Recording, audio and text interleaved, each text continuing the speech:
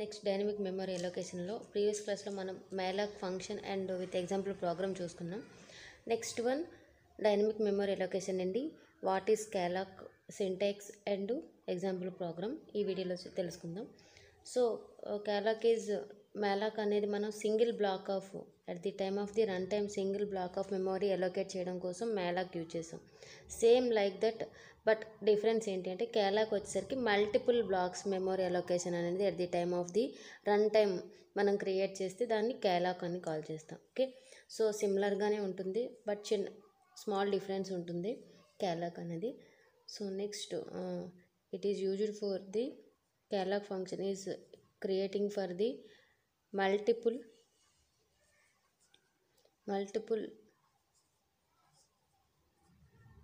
blocks of memory allocation.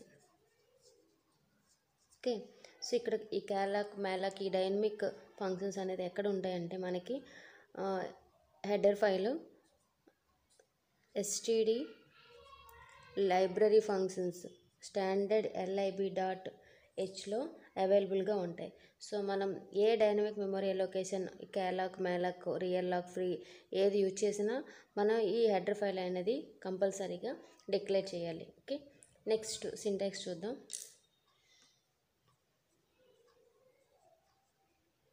Syntax and example చూద్దాం. Same like that malloc లాగే. So calloc. Okay, next ఇక్కడ ఏంటంటే అక్కడ n తీసుకున్నాం, ఇక్కడ n అంటే నెంబర్ ఆఫ్ బ్లాక్స్, ఇక్కడ మల్టిపుల్ బ్లాక్ కదా, ఎన్ని బ్లాక్స్ మనకు కావాలో అది n. Okay, next size in bytes.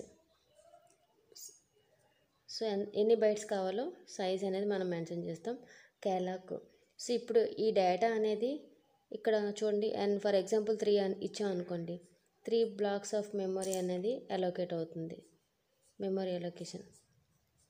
Okay, so దీని అడ్రస్ 1000 అనుకోండి, దీని అడ్రస్ 1002, అలా మన బ్లాక్స్ ఆఫ్ కోడ్ అనేది మెమరీ బ్లాక్స్ అనేది మల్టిపుల్ బ్లాక్స్ క్రియేట్ అవుతుంది. నెక్స్ట్ అది అందులో డేటా అనేది ఏ టైప్ ఆఫ్ అనేది మెన్షన్ చేయడం కోసం ఇక్కడ టైప్ కాస్ట్ యూజ్ చేస్తున్నాను. Type cast asterisk symbol use చేయాలి. ఓకే, సో ఇక్కడ మనకి calloc అంటే ఏంటంటే రిజర్వ్డ్ కీవర్డ్ అని కాల్ చేస్తాం. ఈ calloc-ని రిజర్వ్డ్ కీవర్డ్ అంటాం. ఇక్కడ n అంటే నెంబర్ ఆఫ్ బ్లాక్స్, ఇది రిజర్వ్